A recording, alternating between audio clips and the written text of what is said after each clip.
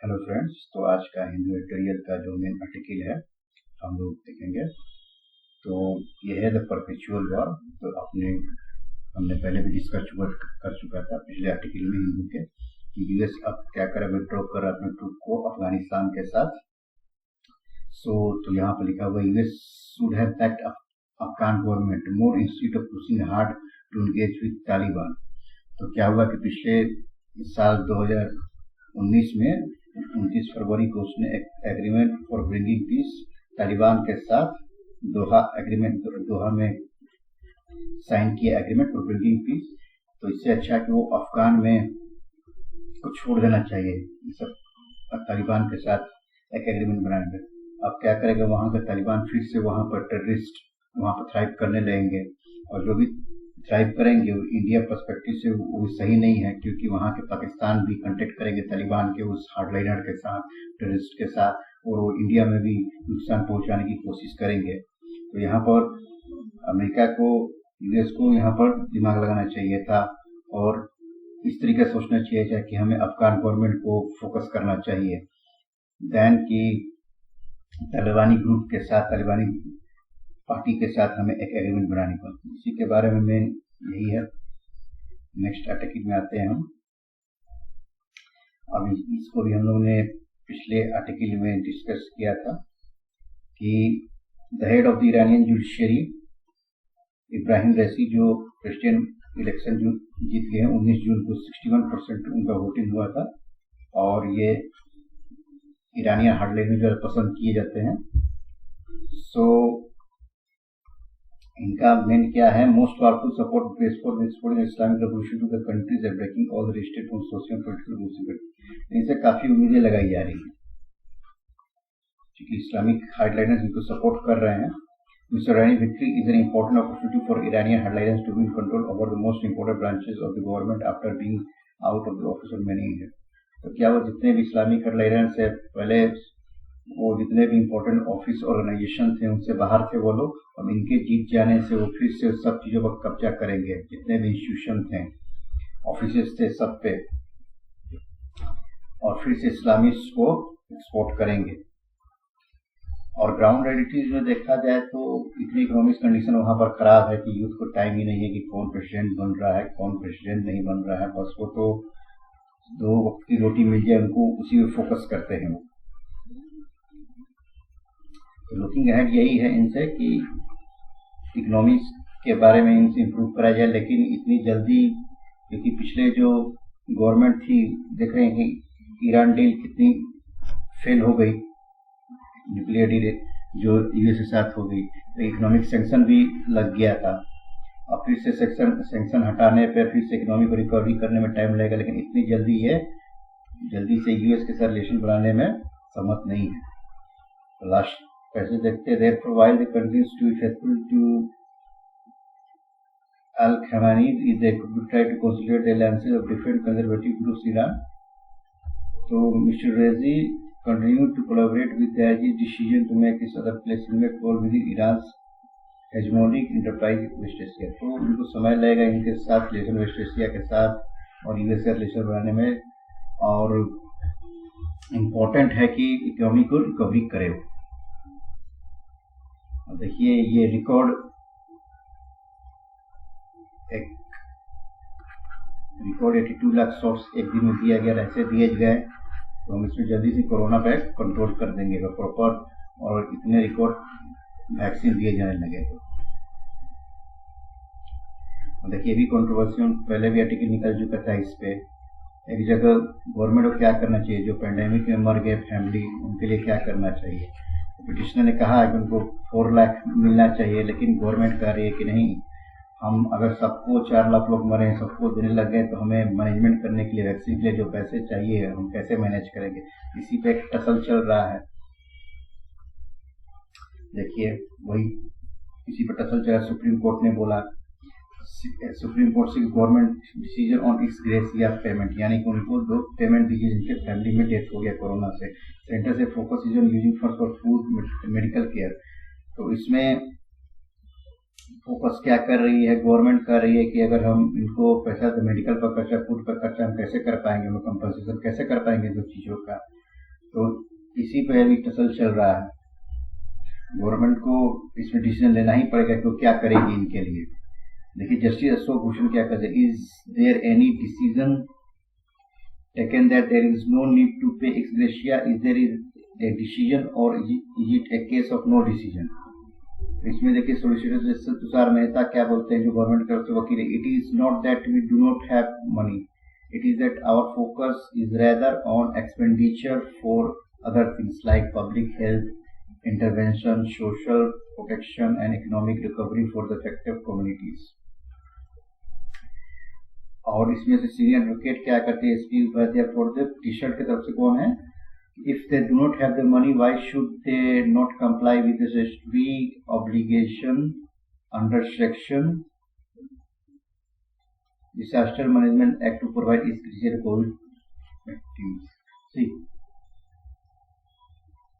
तो जब उनके पास पैसा नहीं है तो क्यों नहीं उससे कंप्लाई करते हैं कि जो रूल्स है डिसास्टर मैनेजमेंट एक्ट में एक रूल है कि जो भी मर गए हैं इस कोविड से या इस तरह के तो उनको कॉम्पेंसेशन देना चाहिए। तो अभी इसी में चल रहा है सुप्रीम कोर्ट और गवर्नमेंट के बीच में। और एक ये आर्टिकल है, एक केस टू डिक्रिमिनलाइज सुसाइड। इसमें it is time for India to repeal section 309 Indian penal code striking down. ये सेक्शन 309 है, इसमें कहता है कि जो भी स्टेप जो उठाते हैं उनको या तो 1 या 2 साल के लिए जेल में रखना चाहिए, ये कि क्रिमिनल एक्ट है। लेकिन इसके अगेंस्ट में एक आर्गुमेंट दिया जा रहा है कि जो इस सब चीजों को करता है ऑलरेडी वो स्ट्रेस में है, डिप्रेशन में है, फिर से उसको ये सब चीजें करना सही नहीं है, जिससे इसको रिपेल किया जाए और उनको एक रिहैबिलिटेशन सेंटर प्रोवाइड किया जाए, उनको एक काउंसलर दिया जाए कि वो ये सब चीजों को ना करें और जो भी स्टेप ले रहे हैं वो सही नहीं है लाइफ के लिए। एक सर्वे भी दिया गया, India is the highest suicide rate in the South East Asia region according to the World Health Organisation. Depression, chronic ill health, guilt, trauma, substance abuse, failure in exams, loss of loved ones are the some of the reason which influence person decision take a life. इतने cases दिखाए गए और इसमें एक punishment का है कि पहले ही बताया कि इंडिया हैज कॉलोनियल लीगेसी है कि 1 साल 2 साल पनिश होइएगा। इसका सोल्यूशन यही है कि what if severe stress is not proved, you have to shift from the penalising attempt to suicide to making such a medico legal ones. ऐसे केस को मेडिको लीगल कर देना चाहिए, प्रोवाइड साइकोलॉजिकल और mental treatment to support the person affected. As the issue demands reformative stance we need a permanent solution like repealing section. इसको permanent repeal ही कर देना चाहिए। नेक्स्ट देखिए, नेक्स्ट आर्टिकल बहुत इंपॉर्टेंट है और राइटिंग सेक्शन में बहुत आपको हेल्प करेगा। The state of India poor must be acknowledge. तो हमें तो एस्टिमेट करना पड़ेगा कितने पुअर हैं इंडिया में। एक तरफ हम कहते हैं कि विश्व गुरु बनेंगे, लेकिन इतने पुअर है और एब्जेक्ट एक्सट्रीम पॉवर्टी है, बिना दूर किए हुए कैसे हम विश्व गुरु बनेंगे। इसलिए इकोनॉमी को रिपेयर करना चाहिए। सबसे इसके लिए इकोनॉमी को रिपेयर करने के लिए और गरीबों को उन्हें कंडीशन सुधारना, सबसे पहले तो हमें करना पड़ेगा कितने गरीब हैं, वो बहुत इंपॉर्टेंट। डाटा ही नहीं रहेगा तो कोई पुलिस इंफॉर्मेशन कैसे होगी इस चीज के बारे में, तो एक इम्पोर्टेंट एरिया। तो इंडिया सक्सेसिव वेव्स, जैसे पैंडेमिक में कितने लोग मर गए इसमें से पहले, तो उनका डेथ कितने वो भी काउंट नहीं हो पाए। जैसे वर्ल्ड बैंक कहता है कि $2 से जो भी कम है वो बिलो पॉवर्टी लाइन में आ जाएंगे, और उसको लास्ट लाइन दिया कि प्रपोज भी किया गया था सी रंगराजन द्वारा कमिटी द्वारा। अब तक लेटेस्ट जो है, the first being fall in monthly per capita consumption expenditure 2020, the first time since 1972-3 which government withheld citing concern with the quality of data collected, then the fall of India in the global 100 in a serious global category and India's own health census for the recently concluded health and family survey। तो देखिए सर्वे किया गया था पहले, और सबसे खराब picket situation मतलब सबसे unstable situation after the demonetisation के बाद भी, और भी जो भी डेली वेज अर्नर्स उनके और स्थिति खराब हो गई।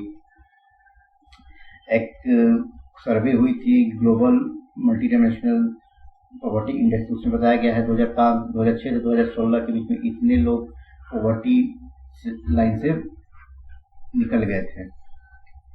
तो और भी बहुत सारे इंडेक्स निकाले गए, T100 इंडेक्स। तो last time the India reported increase in poverty was in 25 years after independence, when from 1991 से लेकर 1974 के बीच में पॉवर्टी लाइन जो हुई थी राइज हुई थी। अब देखिए तेंदुलकर कमेटी, तेंदुलकर कमेटी जो 2011 में उन्होंने क्या कहा था कि जो 816 पर कैपिटा पर मंथ जो कमाते हैं रूरल एरिया में वो पोवर्टी से ऊपर है, जो 1000 पर कैपिटा पर मंथ कमाते हैं अर्बन इंडिया में वो पोवर्टी लाइन से बाहर है। ये किस पे किया था एस्टिमेट 25% पॉपुलेशन पर, लेकिन इसको सही नहीं माना गया और इसमें भी बहुत सारे प्रॉब्लम हो गए। ऑर्गेनाइजर कमेटी को है जो 29.6% पॉपुलेशन पर देख के एस्टिमेट किया है 2014 में उन्होंने एस्टिमेट किया था। डेटा बहुत इंपॉर्टेंट है, कहीं भी राइट कर रहे हैं आंसर तो इसमें पुट कर सकते हैं फैक्ट को। उन्होंने कहा था कि जो 47 रुपये एक दिन में खर्चा करता है उस अर्बन में वो बोलने से ऊपर है, और जो 32 रुपया करता है विलेज में वो ऊपर है। तो डेटा क्यों इम्पोर्टेंट है, बहुत इम्पोर्टेंट रखता है। डेटा सबसे पहले हमारे पास रहना चाहिए। डेटा ही नहीं है तो हम कैसे पॉलिसी फॉर्मेशन कोई भी उन पे कुछ भी हम लोग को वेलफेयर के लिए स्कीम के लिए कोई भी स्टेप ले रहे हैं तो कैसे करेंगे बिना जानते हुए। इसी के बारे में बताया गया है इन सब चीज़ों को। और देखिए यहाँ पर सीधी breadline, late Arjun Sen Gupta chairman of the national commission of enterprise in the unorganised sector in 2004 had concluded that 836 million Indian still remain marginalized। अभी इतने मिलियन मार्जिनलाइज है। Scope of the poorest of the poor concept है and the commission recommendation on social security. Social security उन लोगों को मिलना चाहिए। Worker social security act भी है, इसको और इम्प्रूव करना चाहिए। मार्जिनलाइज इग्नोर कर दिए जाते हैं। तो लास्ट ये है government must girdle up and unflinchingly quantify the slide for fastest growing economy को फास्टेस्ट ग्रोइंग करना है country with the largest like जो नंबर ऑफ पुअर पीपुल है। पुअर पीपुल की सब चीज़ों बहुत ही से बाहर निकलना पड़ेगा, उनके लिए वेलफेयर स्कीम लाने पड़ेंगे। It must be stated to back to debate Charles Fourth Hardline Social Democratic Federation. It is abject poverty we are talking about. Almost sub-human level of unexistent majority of fellow Indians cannot be blamed out. Counting them would be a much needed start to conversion. तो बहुत ही important step लेना बिना counting किए उनके।